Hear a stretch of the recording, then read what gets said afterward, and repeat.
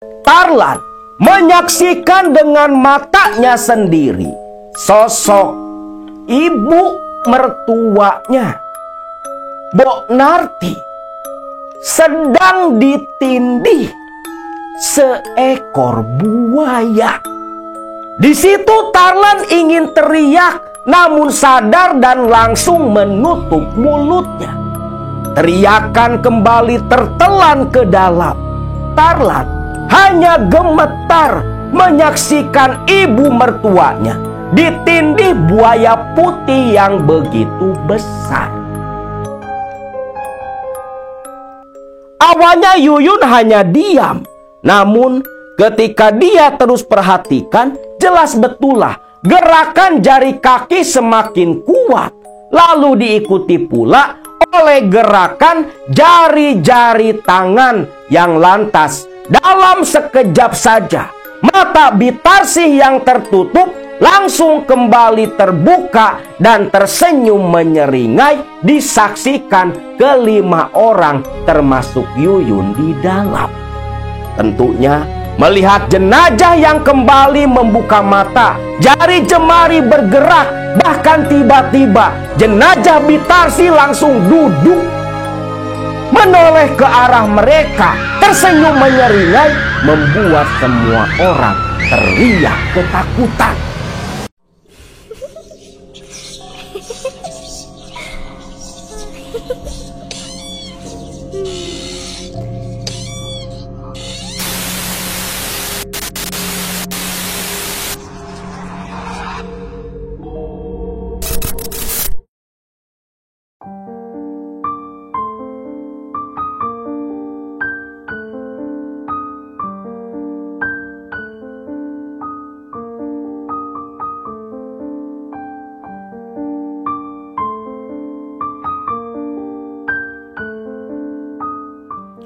Assalamualaikum warahmatullahi wabarakatuh. Salam sejahtera buat semua Baraya KMS dimanapun kalian berada.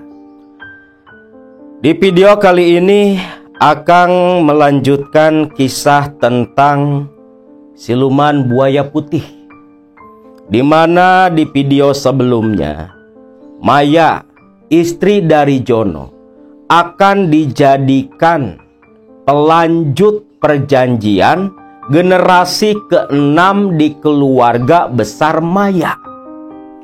Tentunya Jono selepas mengetahui hal itu, selepas tahu rahasia kelam keluarga besar mertuanya, Jono sendiri tak rela kalau istrinya harus menjadi budak nafsu siluman buaya putih seperti Mbok Wati, ibu mertuanya.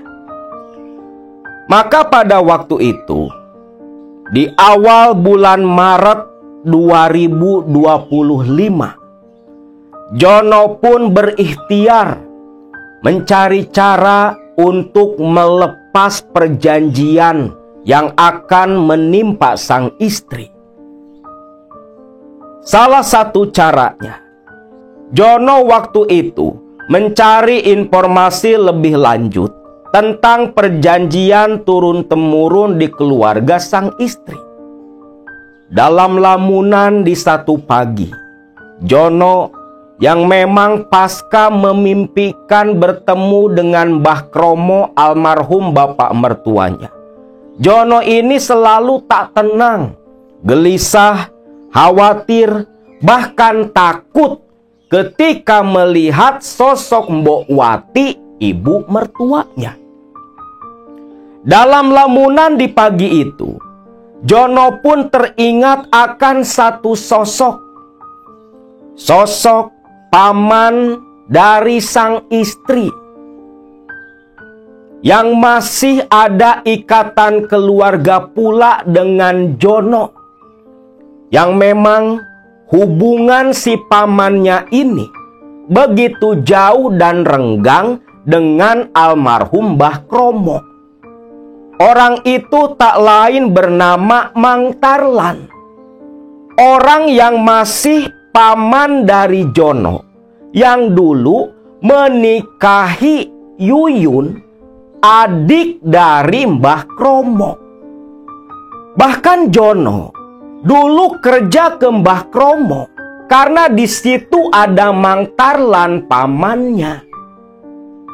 Teringat akan sosok Mang Tarlan yang pastinya mengetahui pula tentang perjanjian di keluarga besar Mbah Kromo.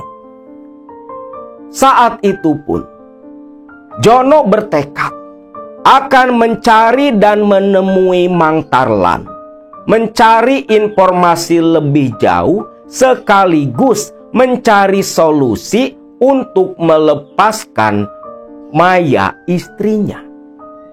Selepas Jono memantapkan niat hatinya, Jono menelpon saudaranya yang ada di Solo karena Jono sendiri dia tidak tahu di mana keberadaan sang paman. Walaupun katanya masih tinggal di daerah Jawa Barat pula. Berdasarkan informasi dari saudara Jono yang masih tinggal di daerah Solo sana, akhirnya diketahuilah kalau Tarlan ternyata tinggal di daerah Ciamis, begitu dekat dengan kota tempat tinggalnya Jono dan Maya.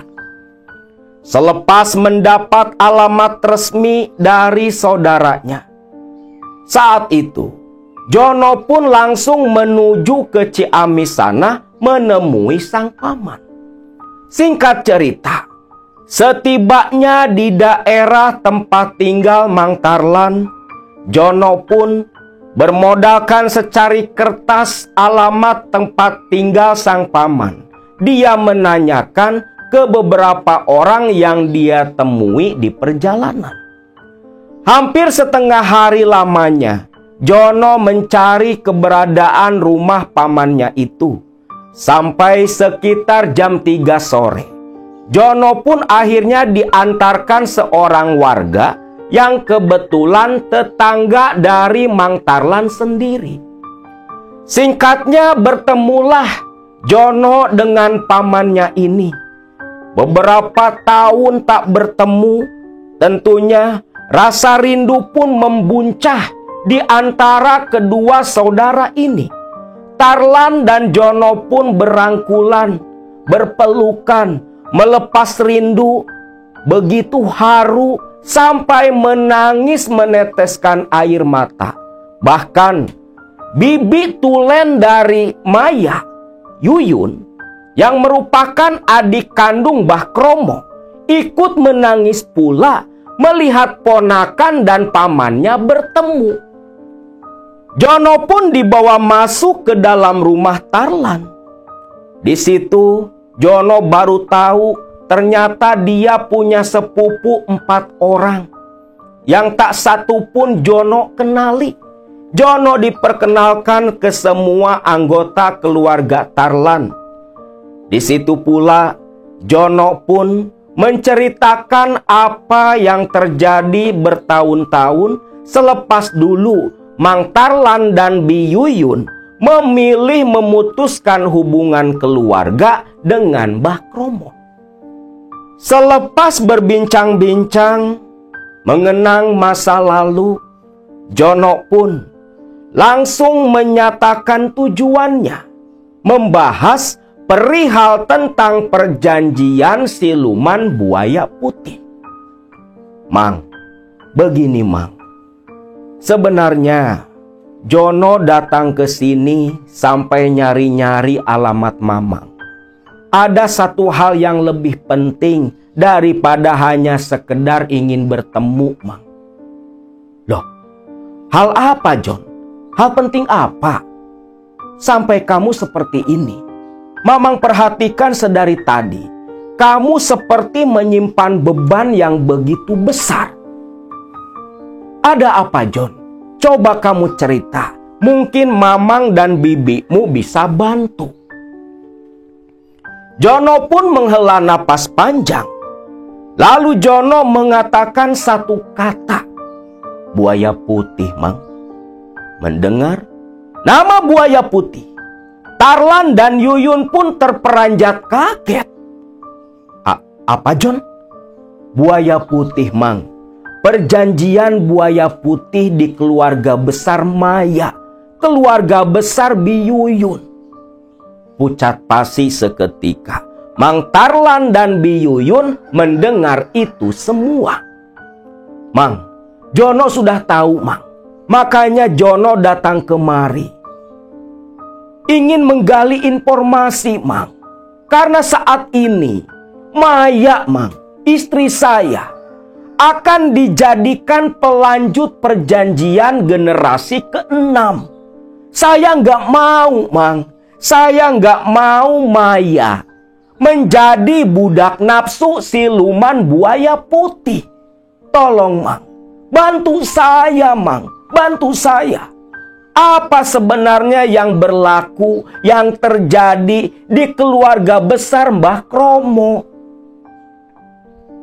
Jono memohon dengan nada yang begitu menghela. Begitu memohon kepada Tarlan. Mendengar itu, Tarlan dan Yuyun saling pandang. Pandangan mereka terlihat begitu nanar. Yuyun pun menganggukkan kepala, seolah memberi isyarat kepada Tarlan untuk menceritakan apa yang mereka ketahui tentang perjanjian siluman buaya putih itu.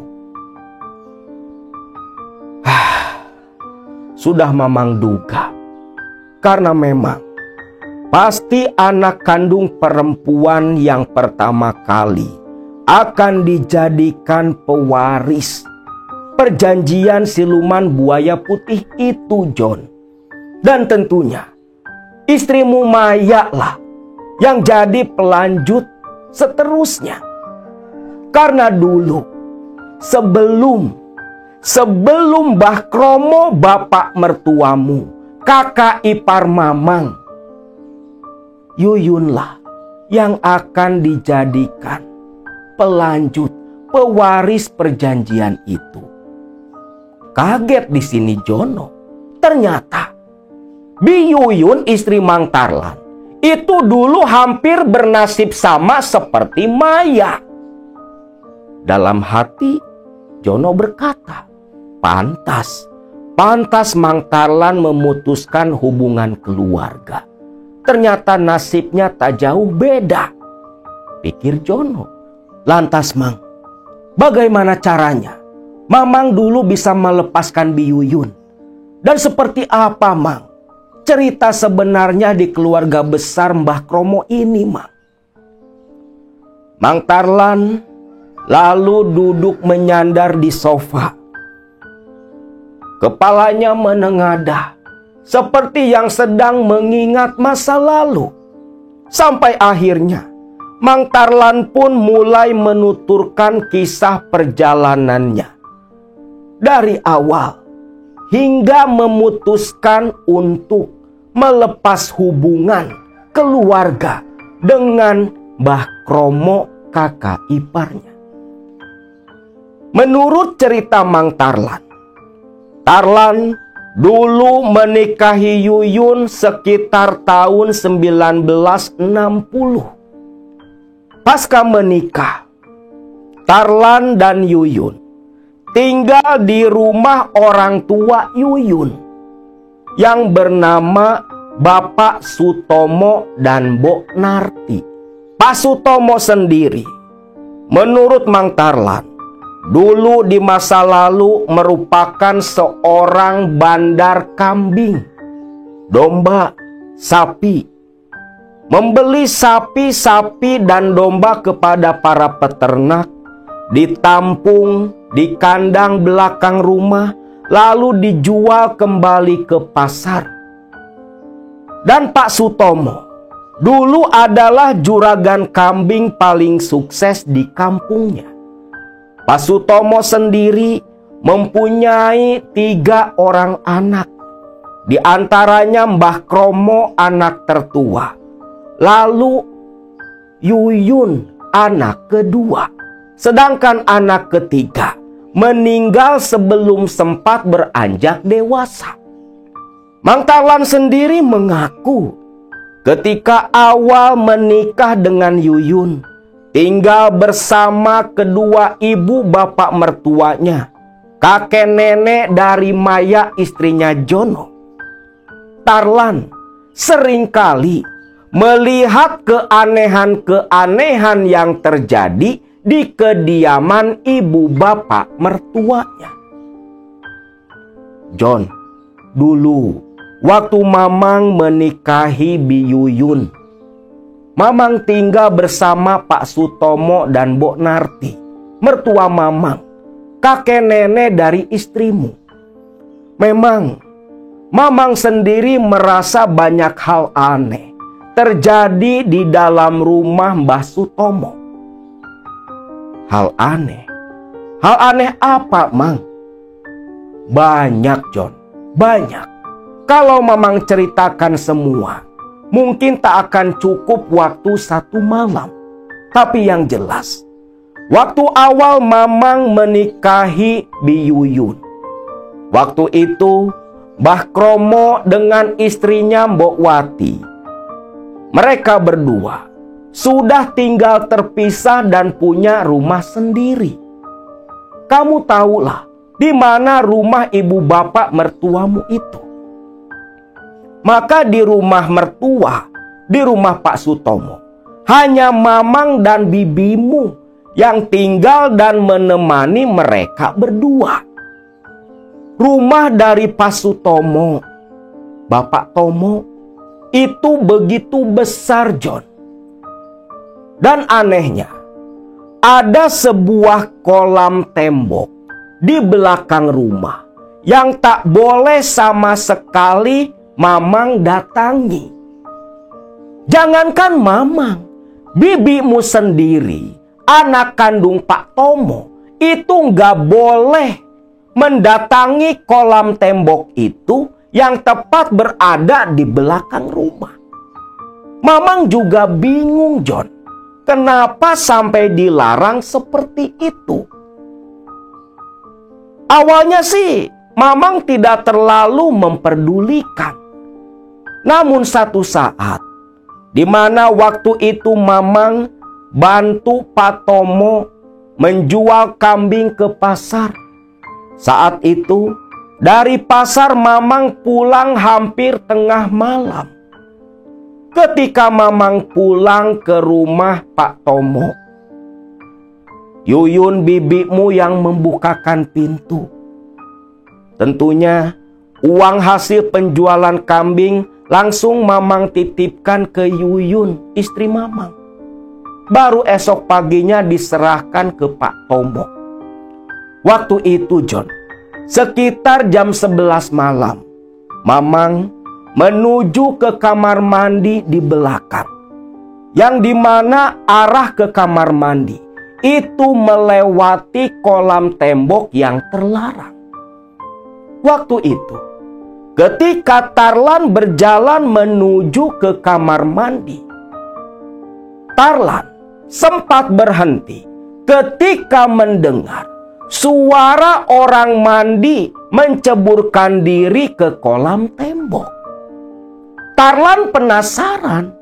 Dia pun mengintip lewat celah dinding pemisah. Namun, yang dilihat oleh Tarlan hanyalah percikan-percikan air tanpa ada satu orang pun yang terlihat di sana. Awalnya Tarlan tidak terlalu memperdulikan. Dia pikir mungkin itu bapak atau ibu mertuanya lagi berenang di kolam malam hari. Tarlan pun bergegas ke kamar mandi. Pintu dia tutup, keran dia nyalakan, bak mandi yang besarnya 1 kulah mulai diciduk airnya. Gayung demi gayung Tarlan guyurkan ke sekujur tubuhnya. Selama Tarlan mandi, selama itu pula suara gedeburan air di kolam belakang masih terdengar. Lalu Tarlan menyelesaikan mandi malamnya. Mengenakan handuk sebagai penutup bawahan, Tarlan melewati kembali dinding pemisah menuju ke arah kolam. Lantas berjalan menuju ruang tamu. Dan tepat ketika lewat di depan pintu kamar bapak mertuanya, Tarlan tak sengaja menengok. Pintu yang agak terbuka menunjukkan kalau di dalam kamar sang mertua, Pak Sutomo dan Mbok Narti tertidur lelap di balik selimut tebal. Melihat hal itu, Tarlan pun terkejut. Lantas siapa yang bermain air yang mandi di kolam belakang? Jelas sekali suaranya masih terdengar. Maka buru-burulah Tarlan masuk kembali ke kamar tidur sang istri. Yuyun, ada apa Kang? Yun, itu yang mandi di kolam belakang siapa? Ibu sama bapak kan ada tidur di dalam kamar. Lantas yang mandi itu siapa, Yun? Yang mandi? Mandi di mana, Kang?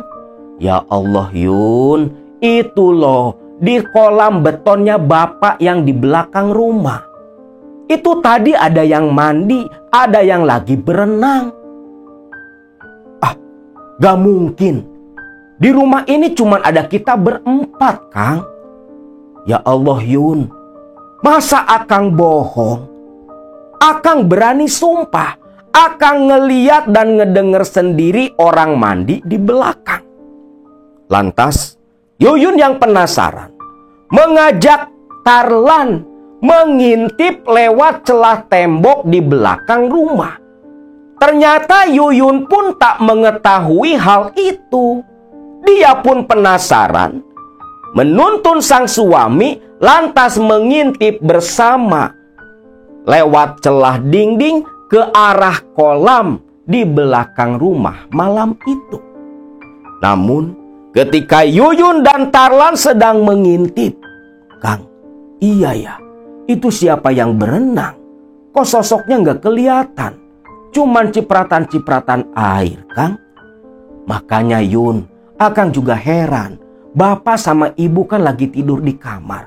Lah itu siapa? Rasa penasaran berubah menjadi rasa takut. Suami istri ini saling tatap kebingungan. Raut wajah penuh tanya. Sorot mata ketakutan terpancar di kedua pasangan ini. Di tengah kebingungan mereka, ketakutan mereka saat itu, tiba-tiba ada suara yang menegur di belakang mereka berdua. Lagi ngapain kalian? Astagfirullahaladzim. Bapak? Ada apa? Ngapain kalian jongkok-jongkok di situ? Lagi ngintip apa? Pak, itu loh Pak, di kolam Pak. Oh, jangan kaget. Itu piaraannya Bapak. Sudah. Sekarang kamu masuk saja ke dalam rumah. Balik lagi ke kamar. Jangan terlalu ikut campur urusan itu. Kamu belum waktunya tahu. Ucap Bapak Sutomo. Tarlan dan Yuyun akhirnya memilih untuk menuruti saja perintah dari Pak Sutomo. Bergegas menuju ke kamar tidur mereka. Setibanya di kamar, Tarlan yang masih penasaran lantas bertanya kepada Yuyun.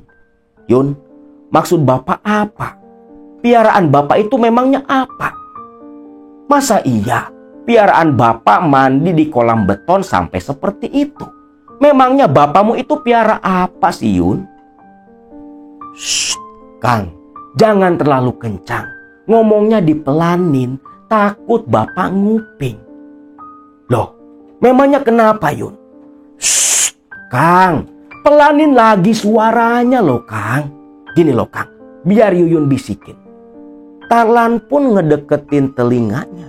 Lantas Yuyun berbisik di telinga Tarlan dan berkata, Kang, itu piaraan Bapak, buaya putih. Hah? Buaya putih? Astagfirullahaladzim. Sejak kapan, Yun? Sejak kapan Bapak piara buaya putih? Nangkep dari mana Bapak?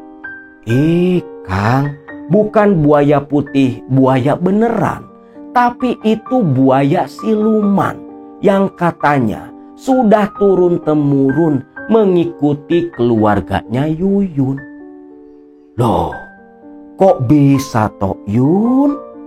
Ya ndak tahulah Kang.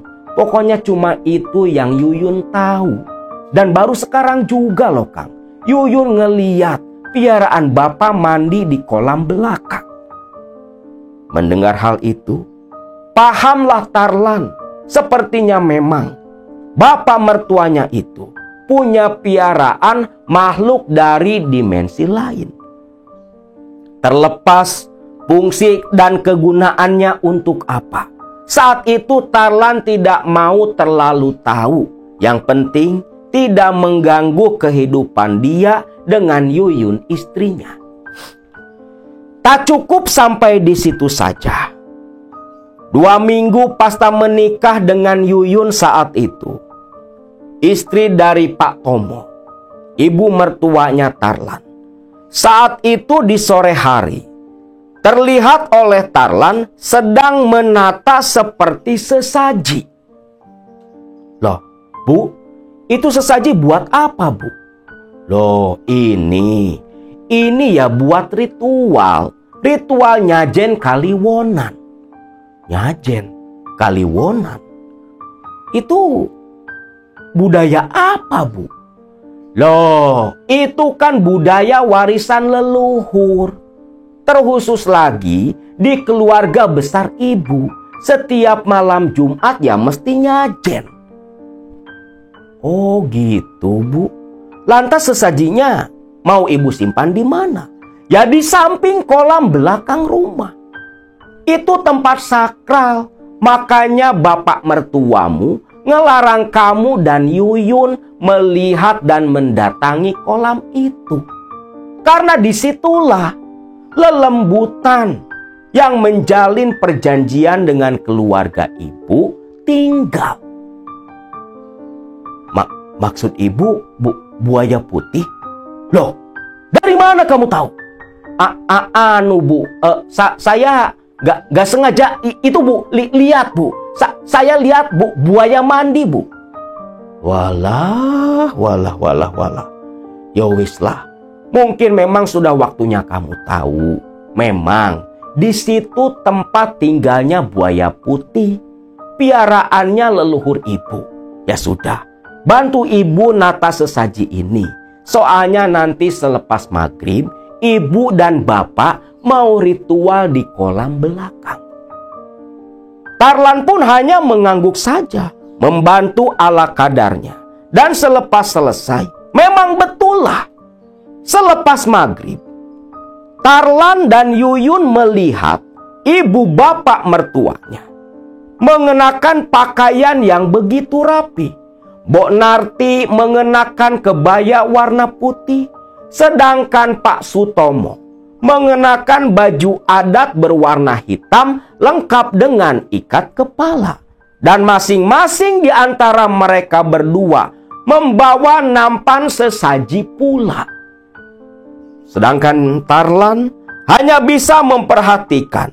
Walau penasaran ingin ikut memastikan ke kolam belakang, tapi Tarlan tahu dia tak akan pernah diizinkan. Malam itu pun Yuyun dan Tarlan hanya duduk di ruang tamu disertai aroma asap kemenyan yang menyeruak dari luar ke dalam. Malam itu pula Tarlan baru mengetahui kalau ibu bapak mertuanya merupakan pelaku ritual nyeleneh yang memang pada masa itu masih umum ditemukan. Hari-hari berlalu, saking seringnya melihat sang ibu mertua setiap malam Jumatnya sajen, Tarlan jadi sudah nggak heran lagi. Sudah hafal betul kalau udah nyajen pasti buat Kaliwonan. Bahkan bisa jadi pertanda buat Tarlan. Nah, satu saat Tarlan ingat betul, waktu itu hari Kamis malam Jumat. Malam Jumat Legi, di mana di sore harinya Tarlan Sekitar jam 3 sore, diajak Pak Sutomo mertuanya untuk menghadiri acara hajatan di lokasi adik dari Pak Tomo, yang akrab dipanggil Mbok Tarsi, adik satu-satunya Pak Tomo waktu itu.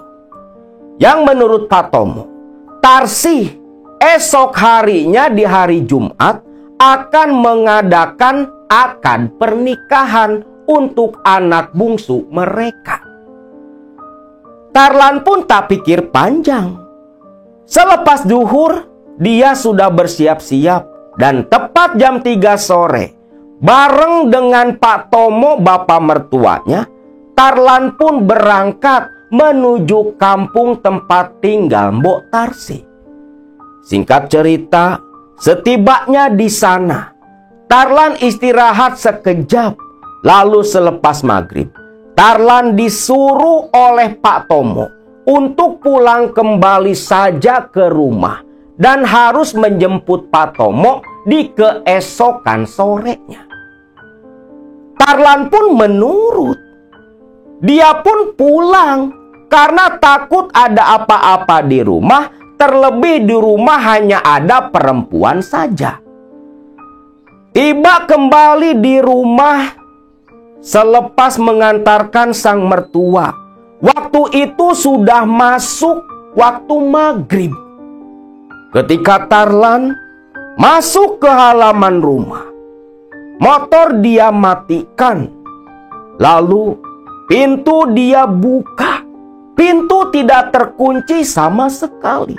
Dan ketika pintu dibuka oleh Tarlan, di situ Tarlan terkejut karena melihat sosok Pak Tomo, mertuanya, berjalan menuju ke lorong dapur.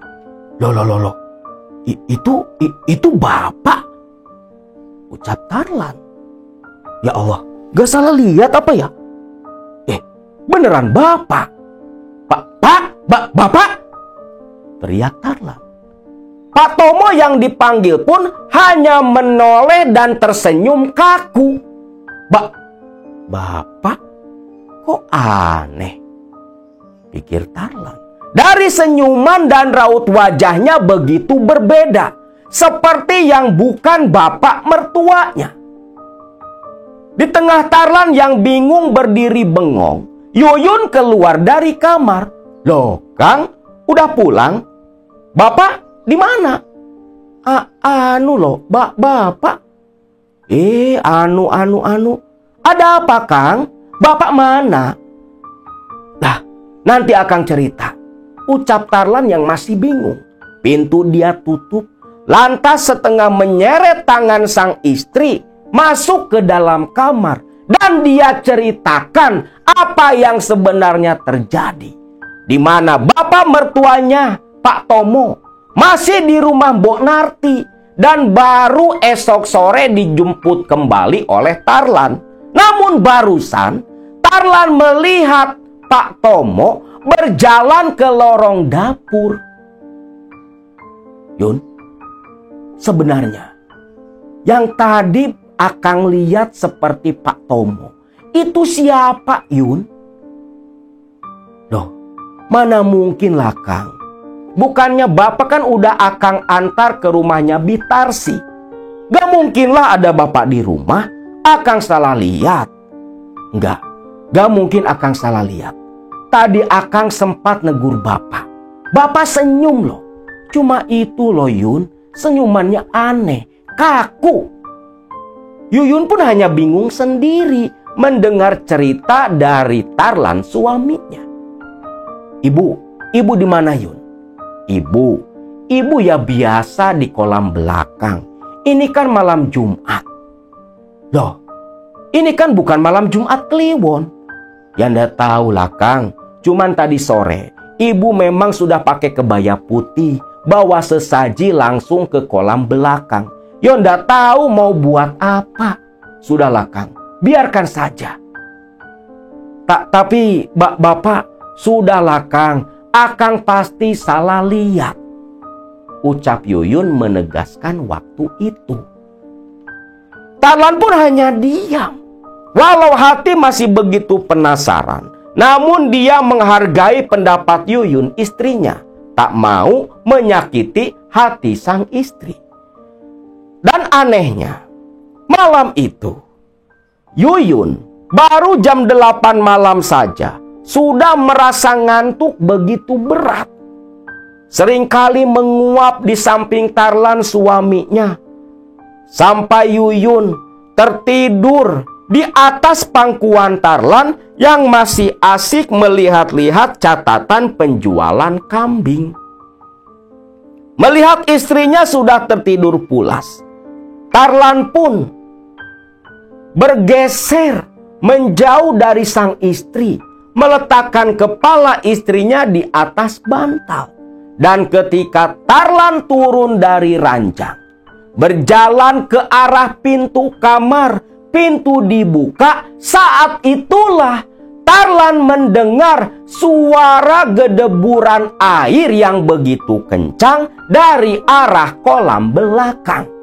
Tarlan pun berjalan mengendap-endap, ingin mengintip apa yang sedang dilakukan ibu mertuanya.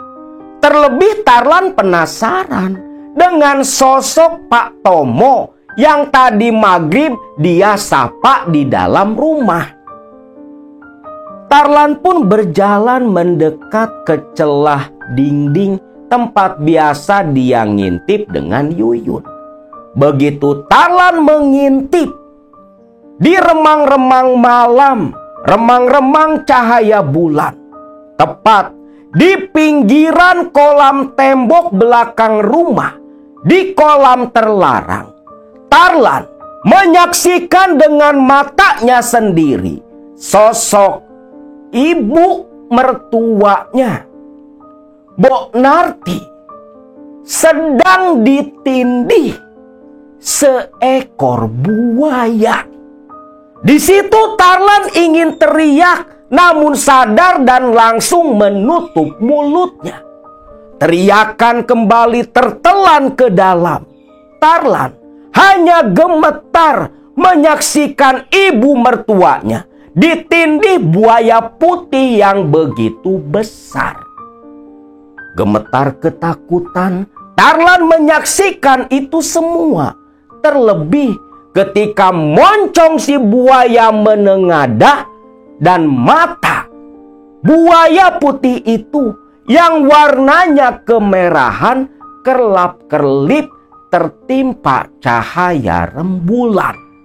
Disitulah Tarlan semakin ketakutan. Dengan kaki yang gemetar, perlahan Tarlan mundur ke belakang, mundur menjauh, menjauh dan terus menjauh. Sampai setelah bisa menguasai diri, Tarlan pun berlari masuk ke dalam kamarnya. Setibanya di kamar, pintu dia tutup, lantas dia kunci. Tarlan naik ke ranjang, menutup tubuh dengan selimut di samping tubuh sang istri. Tarlan terus terbayang sosok sang mertua yang ditindih buaya. Di situ mulai curigalah Tarlan. Sepertinya bapak mertuanya seolah seorang penganut pesugihan, yang dimana salah satu syarat ritualnya istrinya dijadikan budak nafsu siluman buaya. Dan memang kecurigaan Tarlan pada waktu itu adalah sebuah fakta, sebuah kenyataan. Namun Tarlan tak mau mengambil kesimpulan begitu saja. Dia masih ingin mencari bukti. Bahkan dengan keberanian dalam hati, Tarlan ingin memastikan langsung hal itu kepada Pak Tomo esok sore ketika menjemput ke rumah Mbok Tarsi. Maka malam itu pun Tarlan memaksakan diri agar bisa tertidur lebih cepat. Namun apa daya, sampai tengah malam mata Tarlan tak mau terpejam. Tarlan hanya menutup telinga karena terus-terusan mendengar lantunan suara lenguhan ibu mertuanya di kolam terlarang. Singkatnya, Tarlan pun akhirnya tertidur juga. Pagi hari jam 6, Tarlan dibangunkan oleh Yuyun istrinya. Ketika bangun, Tarlan bergegas menuju ke kamar mandi. Dan di dapur, dia berpapasan dengan Mbok Narti, ibu mertuanya. Tarlan menunduk ketakutan, membuat Mbok Narti bingung. Loh, Lan, kamu kenapa? Kok nunduk kayak orang takut? Bu, nggak apa-apalah bu. Tarlan mandi dulu ya bu. Loh, aneh kamu Lan. Yo wis, mandi sana. Tarlan pun mandi. Agak takut dia melihat ibu mertuanya itu. Singkatnya, selepas mandi dan sarapan ala kadarnya, Tarlan pun pamitan ke Yuyun mau ngecek kambing di petani yang sudah dijanjikan beberapa waktu lalu. Sengaja Tarlan dilama-lamain tuh berkunjung ke kandang-kandang para petani langganannya. Karena gak mau cepat-cepat pulang ke rumah bertemu kembali dengan Mbok Narti mertuanya. Masih kebayang kejadian semalam. Sampai akhirnya jam 2 sore barulah Tarlan pulang ke rumah. Itu pun langsung bergegas mandi dan menuju ke kampung Bitarsi menjemput Pak Tomo, bapak mertuanya. Singkat cerita, tibalah nih Tarlan di kediaman dari Bitarsi. Di situ Pak Tomo sudah bersiap menunggu si Tarlan menjemput dirinya. Singkatnya pada balik lagi nih ke rumah. Di perjalanan, Tarlan pun menanyakan ke bapak mertuanya perihal sosok sang bapak yang dia temui di rumah. Pak, kemarin waktu pulang dari tempatnya Bitarsi, kok di rumah Tarlan ngeliat ada bapak. Bukannya bapak kan di rumah Bitarsi. Lantas, sosok bapak yang ada di rumah itu siapa, Pak? Loh, kamu ketemu toh sama kembarannya bapak? Kembaran? Maksud bapak apa, Pak? Iya, itu kembaran bapak. Kembaran batin. Sedulurnya bapak. Yang kalau bapak nggak ada di rumah, pasti mewujudkan diri untuk menjaga keamanan keluarga kita. Oh gitu. Tapi Pak, di kolam belakang, wis jangan dibahas. Itu pamali, kamu masih muda, belum cukup umur, ucap Pak Tomo.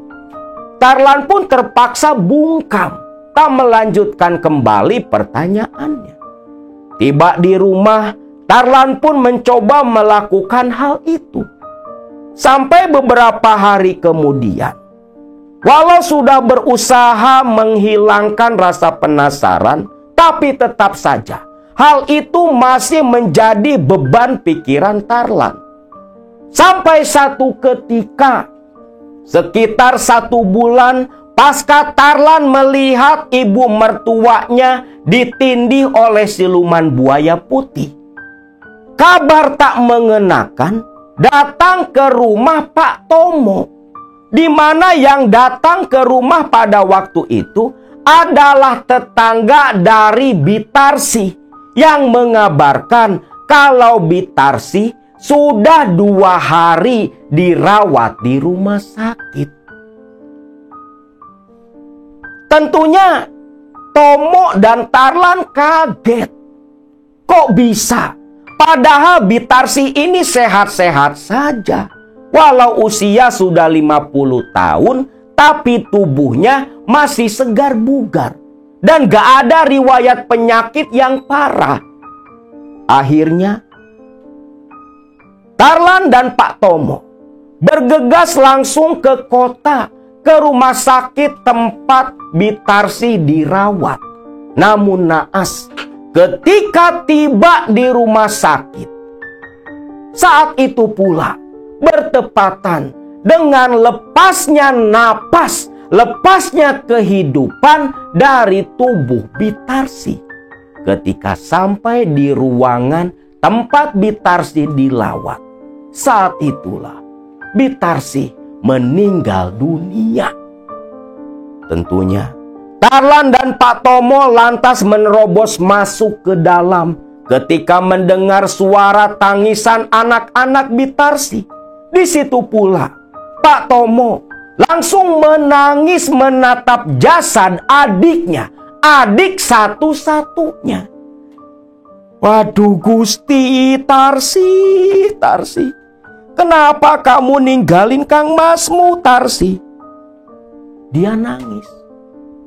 Sedihlah, adik satu-satunya meninggal saat itu tanpa sempat Tomo menemani di masa kritis dalam perawatan rumah sakit. Namun akhirnya Tomo pun bisa merelakan. Lalu jenazah pun langsung dibawa menuju ke rumah duka, ke rumah tempat tinggal Tarsi. Namun ada hal aneh terjadi ketika Tarsi dinaikkan ke mobil milik pihak rumah sakit untuk mengantarkan jenazah. Ketika mobil keluar dari area rumah sakit, saat itu pula langit tiba-tiba mendung, gelap. Sambaran petir mulai muncul, menyambar bergantian. Disertai pula dengan suara gemuruh air. Turun hujan begitu lebat waktu itu, seolah langit ikut menangis mengantar kepergian Tarsi. Namun anehnya, mendung dan hujan yang turun waktu itu terasa begitu menakutkan buat Tarlan. Lebih seperti hujan badai, seperti langit murka akan kematian seorang manusia. Bahkan dalam hati Tarlan sampai menerka-nerka, walah, ini si Bibi punya dosa apa sampai langit ngamuk macam ini? Dan anehnya, semakin mobil mendekati ke kampung tempat tinggal Bitarsi, hujan yang begitu lebat mulai pelan berhenti, sampai hanya tersisa hujan gerimis saja. Dan ketika jenazah diturunkan, disambut isak tangis para tetangga yang sudah mengetahui kabar kematian Tarsi, karena salah satu anak Tarsi sudah pulang terlebih dulu. Di situ pun jenazah yang masih mengenakan baju rumah sakit digotong dibawa masuk ke dalam rumah, lalu dibaringkan di ruang tamu. Para tetangga satu persatu berdatangan, bergiliran mengaji membaca surat Yasin mengiringi kepulangan Mbok Tarsi. 2 jam lamanya para tetangga, ibu-ibu dan bapak-bapak bergiliran mengaji.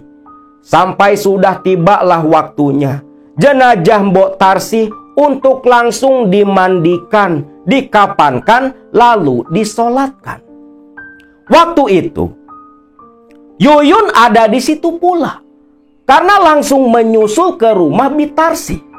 Nah, karena jenazah perempuan, maka yang memandikan pun harus perempuan pula, kecuali mahramnya. Waktu itu, dari pihak keluarga, Yuyunlah yang mewakili mereka memandikan jenazah Bitarsi. Jenazah Bitarsi digotong ke samping rumah, ditidurkan di atas 3 potong batang pisang, diletakkan di atas dipan kayu. Selepas itu ditutup oleh tirai yang mengelilingi.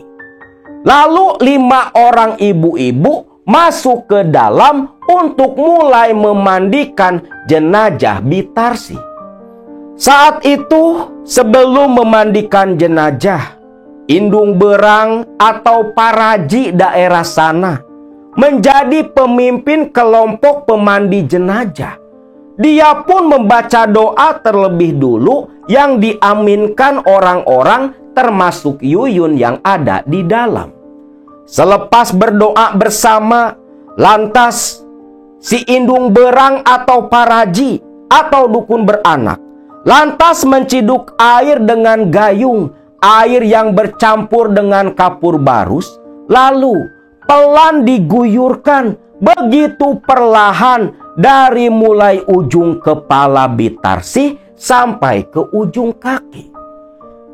Si Paraji ini menyiram tubuh Bitarsih sebanyak 3 gayung. 3 kali nyiram begitu pelan. Sampai tibalah giliran Yuyun.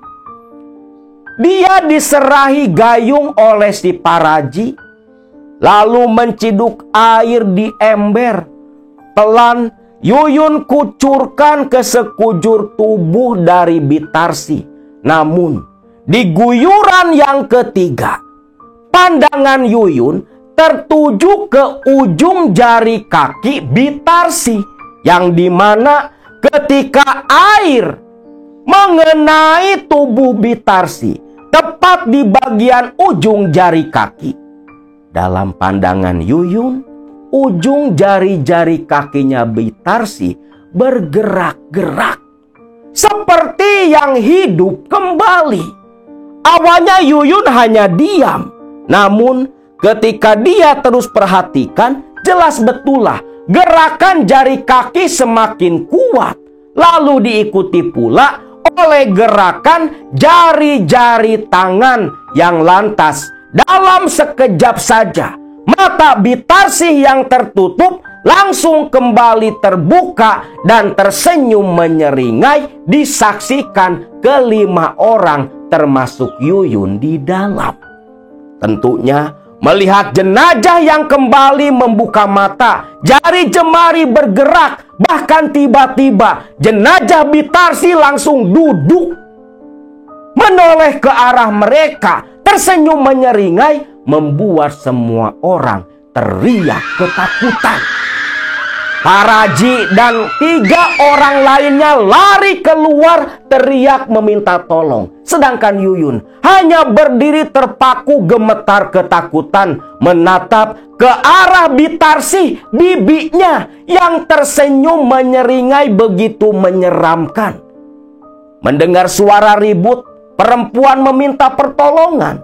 Tentunya para kaum laki-laki, bapak-bapak termasuk Tarlan dan Pak Tomo, semua berlarian ke samping rumah. Dan alangkah kagetnya mereka ketika masuk ke tempat pemandian jenazah. Di situ Bitarsih sedang duduk di atas dipan kayu sambil menggerak-gerakkan kaki seolah tidak pernah mati, menyisakan Yuyun yang masih berdiri termangu seolah terpana oleh fenomena di luar akal sehat manusia. Maka gemparlah warga waktu itu. Bitarsih yang sudah jelas mati tak bernyawa bangkit kembali dari kematiannya. Melihat hal itu, Tomo yang paham lantas menyuruh Tarlan mengambil pakaian Bitarsih. Bitarsih kembali mengenakan pakaiannya. Tubuhnya masih lemas, dibopong oleh Tarlan dan Tomo, dibawa masuk kembali ke dalam rumahnya. Ketika Tarsih dibawa masuk ke dalam kamar, saat itu pula bertepatan dengan datangnya Kromo dan Wati, anak dan mantunya Pak Tomo, yang baru datang selepas mendengar kabar Bitarsih meninggal. Orang-orang pun masih ribut di depan. Lalu Pak Tomo dibantu kiai setempat menenangkan semua warga. Si kiai pun mengatakan kalau apa yang terjadi kepada Bitarsih adalah bentuk kekuasaan Allah yang biasa disebut dengan nama mati suri. Orang-orang pun percaya karena kiai yang bicara. Akhirnya semua orang pun dibubarkan. Tersisa hanya keluarga besar Tomo dan Tarsis saja yang ikut menunggu di dalam rumah. Malam harinya, keluarga dari Tomo dan Tarsis yang bangkit dari kematian semua berkumpul di rumah Tarsis. Semua orang yang tinggal di rumah Tarsis malam itu merasa hawa terasa begitu berbeda. Suasana kampung pun begitu sunyi, padahal masih sore, baru sekitar jam 9 malam. Semua anggota keluarga laki-laki dan perempuan duduk melingkar di ruang tamu sambil menikmati cemilan, ngopi, dan bicara berbagai macam, ngaler ngidul sambil nungguin Bitarsi di dalam kamar. Namun tak lama, kesunyian suasana yang mereka rasakan pecah, diawali oleh suara lolongan-lolongan anjing di kejauhan. Tentunya Tarlan yang merasa heran. Lantas kepalanya celingukan. Pak, ini ada apa, Pak? Kok anjing-anjing pada nyalak, pada ngelolong, Pak? Tomo hanya diam. Sepertinya Pak Tomo pun kebingungan pula. Namun, di tengah kebingungan waktu itu, tiba-tiba terdengar suara pintu kamar Mbok Tarsi terbuka. Kret. Semua orang pandangannya tertuju ke pintu kamar Bitarsi. Yang tak lama, gordeng pun terlihat disingkirkan oleh tangan tua yang sudah keriput. Dan terlihatlah sosok Bitarsi dengan rambut yang sudah penuh uban, mengenakan kebaya, berdiri dengan muka yang begitu pucat, tanpa ekspresi apapun, berkata, "Kromo, Wati, Kromo, Wati, datanglah kemari. Kalian yang akan menjadi pelanjut seterusnya." Mendengar itu, Tarlan pun kaget. Sedangkan Pak Tomo berdiri lantas menatap ke arah Kromo dan Wati menantunya.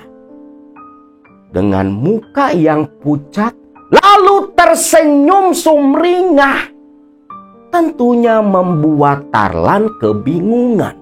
Sedangkan Kromo yang paham apa maksud ucapan Bitarsi, langsung menuntun Wati istrinya berdiri, lalu berjalan, mengikuti Bitarsi yang sudah berbalik terlebih dulu masuk ke dalam kamar. Tarlan yang berdiri menyingkir, memberi jalan kepada kakak iparnya. Ketika kakak iparnya masuk ke dalam kamar Bitarsi, pintu langsung tertutup begitu kencang. Semua orang diam, hanya Tarlan yang celingukan. Pak, itu tadi maksudnya apa? Shh, sudahlah, duduk dulu. Nanti Bapak jelaskan. Baguslah. Akhirnya, tak kemana-mana juga. Akhirnya ke keluarga Bapak juga. Bagus, ucap Tomo. Tarlan masih bingung. Pak, sebenarnya ada apa? Apa maksud Bitarsi barusan, Pak?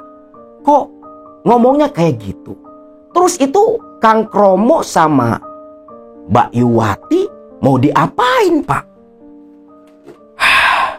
Tarlan, ketahuilah, Bitarsi itu adik kandung Bapak. Dia pun sama ikut perjanjian pula dengan pelindung leluhur kita. Dan sudah saatnya diwariskan. Dan yang terpilih itu si Kromo dan istrinya. Berarti nanti Bapak 2 keturunan Bapak. Semua dalam perlindungan leluhur. Maksud Bapak, saya sama Yuyun?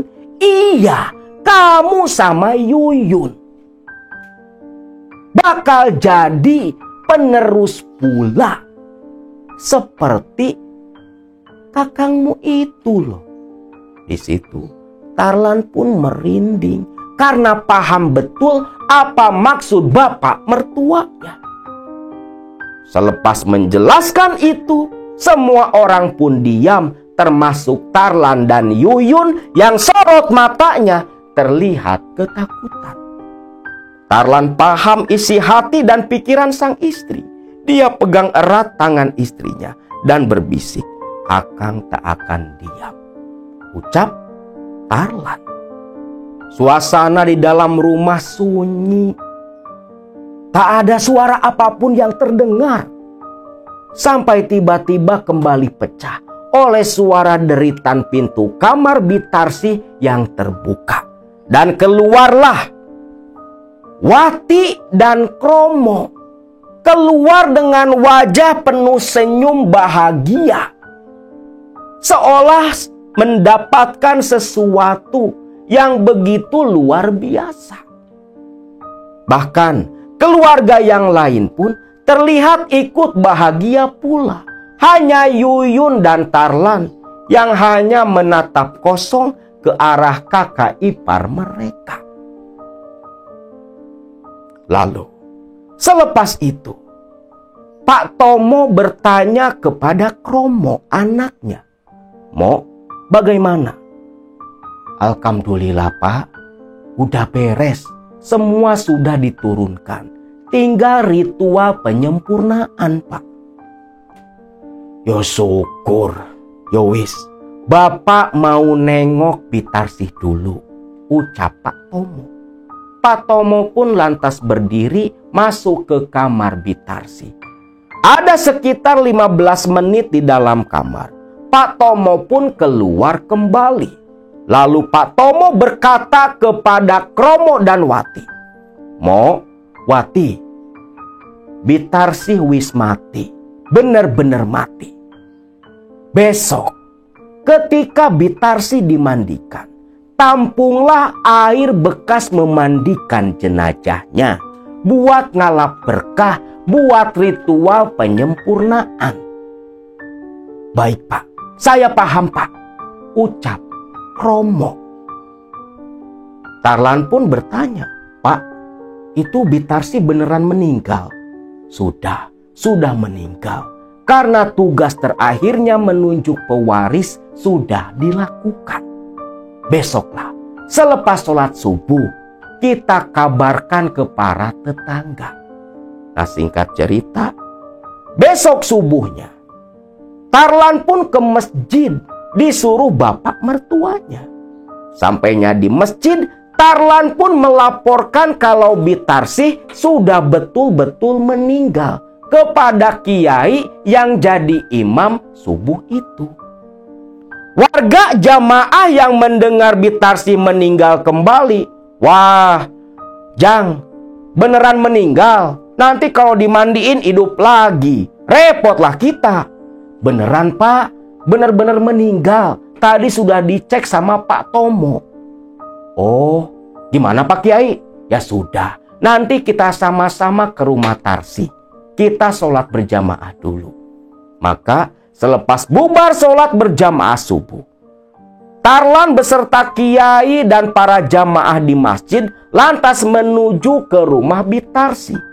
Ketika dicek oleh kiai, sudah memang betul-betul mati. Jenazah pun langsung diurus dan terbukti ketika dimandikan, jenazah Bitarsi tidak bangkit kembali. Sedangkan Yuyun yang memandikan bibinya itu melihat betul air bekas pemandian tertampung di ember besar yang katanya untuk ritual penyempurnaan pewaris pelanjut dari Bitarsi. Singkatnya, pagi harinya jenazah Bitarsi pun dikebumikan. Lalu Selepas memakamkan jenazah Bitarsi, malam harinya diadakan acara tahlilan di rumah Bitarsi.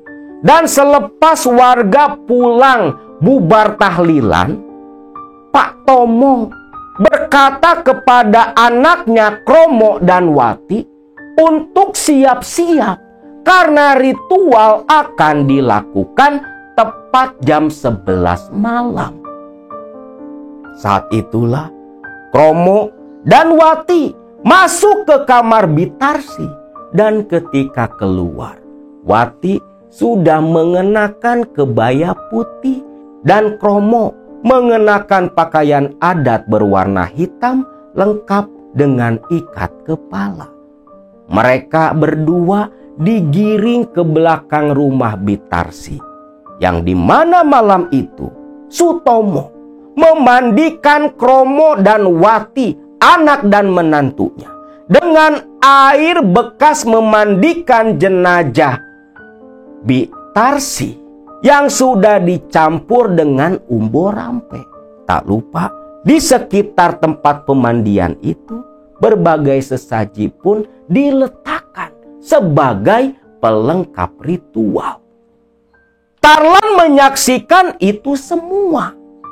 Dan esok paginya, Tarlan pun bersama Yuyun pamitan terlebih dulu pulang ke rumah Sutomo dan Narti.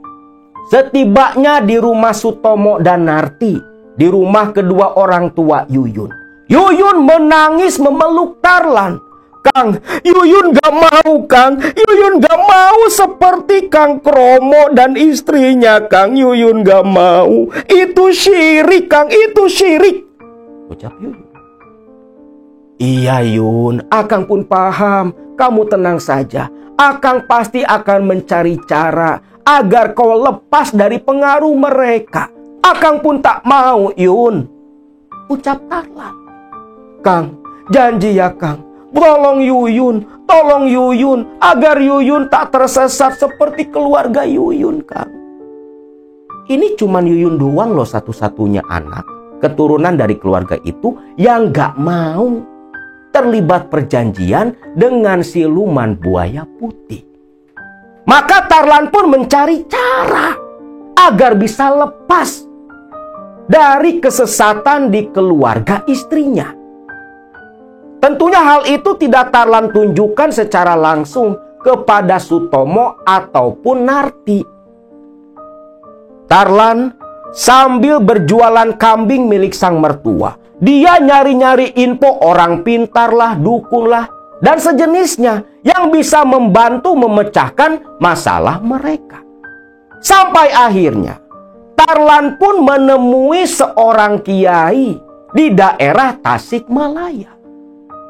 Lalu selepas berkonsultasi dan minta bantuan si kiai tersebut, kiai itu memberikan suatu amalan kepada Tarlan dan Yuyun istrinya.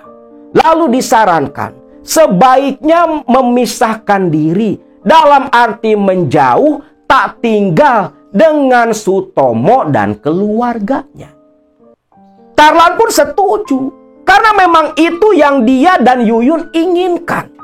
Sampai akhirnya gara-gara alasan ingin mandiri, pisah tinggal dari mertuanya, Tarlan dan Yuyun terlibat cekcok dengan Sutomo dan Narti. Namun Yuyun sudah bertekad tak ingin masuk dalam jaringan pemuja siluman buaya putih. Memilih diusir oleh bapak dan ibu kandungnya. Memilih tak diakui sebagai anak daripada harus tersesat terjerumus jadi pemuja iblis. Maka semenjak saat itulah Tarlan dan Yuyun putus hubungan dengan keluarga besar Yuyun, memilih tinggal di daerah Ciamis yang jauh dari keluarga besar mereka. Dan hanya keluarga Tarlan yang di Solo yang tahu tempat tinggalnya. Sampai akhirnya Jono pada hari itu datang menemuinya. Itulah John, cerita perjalanan Mamang dan bibimu. Maka Mamang sudah jauh-jauh hari memprediksi pasti Maya, istrimu itu, akan bernasib sama seperti Yuyun, bibimu ini, kalau tak diselamatkan. Ya Allah, Mang, lantas harus bagaimana, Mang?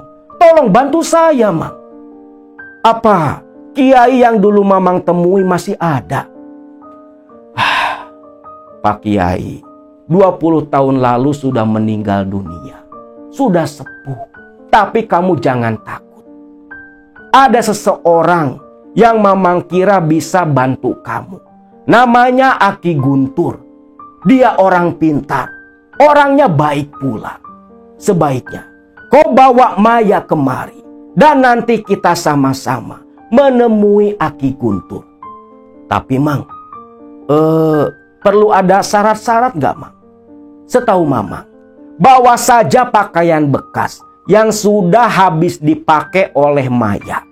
1 setel bawa semua sebagai syarat untuk melepaskan istrimu. Baik, Mang. Baik. Kira-kira kapan, Mang?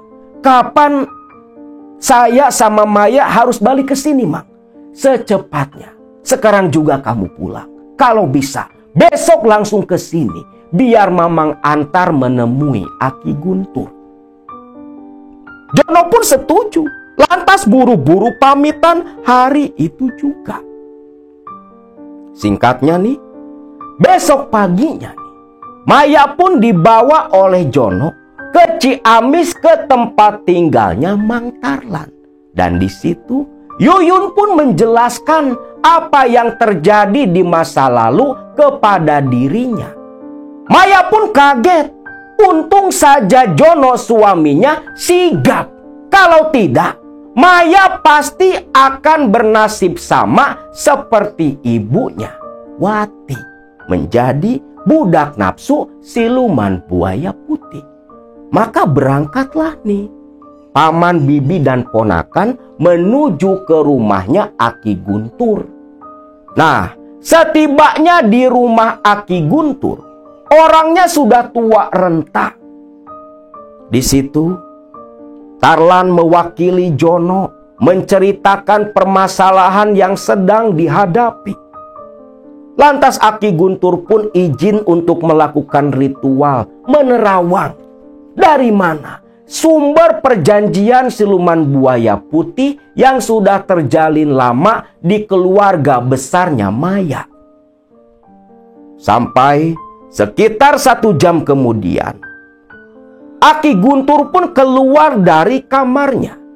Lantas dengan muka yang begitu lelah, Aki Guntur berkata, "Tak kusangka, ternyata keluarga besarmu punya perjanjian dengan siluman buaya putih dari Sagara Anakan."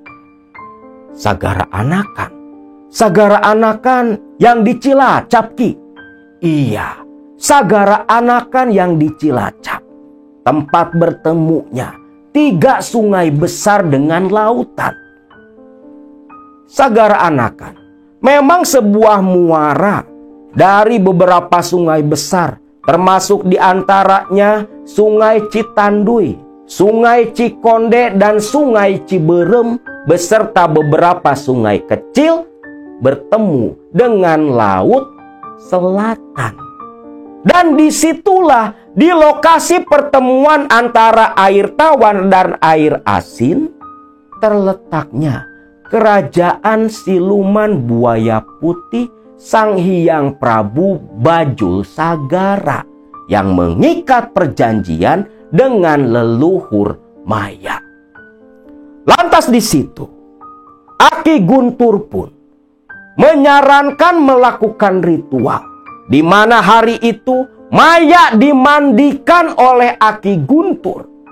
Lalu keesokan paginya, selepas dimandikan Aki Guntur, Maya beserta dengan Jono, Tarlan, dan Yuyun langsung berangkat ke Segara Anakan untuk melarung 1 setel pakaian Maya sebagai tanda pelepasan ikat perjanjian yang akan menjerat Maya. Namun dengan satu syarat penting yang harus dilakukan, di mana Maya harus lekas mencari pengganti dirinya. Awalnya bingung, namun Tarlan mendesak agar melakukan dulu ritual pelarungan pakaian di Sagara Anakan. Masalah pengganti semua sudah ada di otaknya Tarlan. Maka langsung berangkat nih ke Segara Anakan. Pakaian dilarung beserta dengan sesaji sambil baca jampi-jampi dari Aki Guntur. Selepas itu pulang kembali ke Ciamis. Setibanya di Ciamis, Tarlan bertanya tentang Wati. "Mai, ibumu di mana?" "Oh ibu kebetulan sudah dijemput sama Kang Oman." "Alhamdulillah, berarti ibumu sekarang tinggal di rumah kakakmu." "Iya Mang, tinggal di rumah Kang Oman." Syukur. "Loh, memangnya kenapa Mang?" Lalu Tarlan pun cerita. "Mai, kamu kan tahu, kata Aki Guntur, syarat terakhir harus ada yang menggantikan dirimu sebagai calon penerus kontrak." "Loh, terus maksud Mang Tarlan gimana?" "Ya maksud Mama, pasti nantinya yang harus melanjutkan kontrak itu ya tak lain kakakmu itu, si Oman." "Waduh, kira-kira Kang Oman mau apa tidak?" Tarlan pun tersenyum. "Mai, satu hal yang belum kamu ketahui. Sebelum Jono datang menemui Mamang beberapa bulan lalu, Oman dan istrinya Ina sudah datang terlebih dulu ke rumah Mamang menanyakan masalah kontrak perjanjian siluman buaya putih. Karena Oman kakakmu itu sangat menginginkan menjalin kontrak dengan siluman buaya putih menggantikan dirimu. Makanya Mamang bilang semua sudah ada di kepala Mamang." "Alhamdulillah Mang. Terus sekarang apa yang harus Maya dan Kang Jono lakukan?" "Kalian tak perlu melakukan apa-apa. Rajin-rajin saja ibadah. Biarkan itu semua jadi urusan kakakmu. Dan ingat, jangan sekali-kali kau temui dulu ibumu. Karena yang saat ini mengendalikan tubuh ibumu itu adalah jiwa-jiwa tersesat dari kerajaan siluman buaya putih." Maya pun menurut karena begitu takut harus menjadi pewaris seperti Wati ibu kandungnya. Maka dia pun mengikuti apapun yang disarankan oleh Aki Guntur dan Mang Tarlan. Singkatnya, besok paginya Maya dan Jono pun pulang. Sesuai perintah, mereka berdua tak berani menengok Wati yang sudah tinggal di rumah kakaknya Maya, Kang Oman. Sampai akhirnya 3 bulan pasca pelepasan Maya sebagai calon penerus perjanjian, satu pagi ada telepon dari Oman ke HP Maya yang ketika diangkat ternyata Oman mengabarkan kematian Wati ibu mereka. Sontak Maya dan Jono pun kaget, langsung bergegas menuju ke rumah Kang Oman, termasuk Mang Tarlan dan Biyuyun juga. Dan perlu kalian ketahui, ketika mereka tiba di rumah Kang Oman, jenazah baru mau dimandikan. Maya beserta Biyuyun masuk ke ruang pemandian. Dan saat itulah mereka berdua melihat di bawah dipan tempat pemandian jenazah Wati ada ember falcon putih yang menampung air bekas pemandian jenazah Wati yang tentunya kalian semua paham apa maksud itu semua. Dan tentunya selepas melihat hal itu, melihat kejadian itu, Jono, Maya, Yuyun dan Tarlan hanya saling tatap tersenyum. Mereka paham kalau Kang Oman sudah menjadi pelanjut, pewaris perjanjian siluman buaya putih generasi ke-6 menggantikan Maya, istri Kang Jono. Nah, itulah kisah yang dituturkan Kang Jono beberapa waktu lalu tentang kejadian naas yang hampir menimpa Maya, istrinya. Dan buat kalian, jangan sesekali mengikuti apa yang seperti dilakukan oleh leluhur Maya hanya demi kekayaan, kesenangan sesaat di dunia, sampai rela menggadaikan akidah kepada iblis yang tentunya nanti di akhirat kelak hanya akan memberikan kesengsaraan yang abadi tiada henti.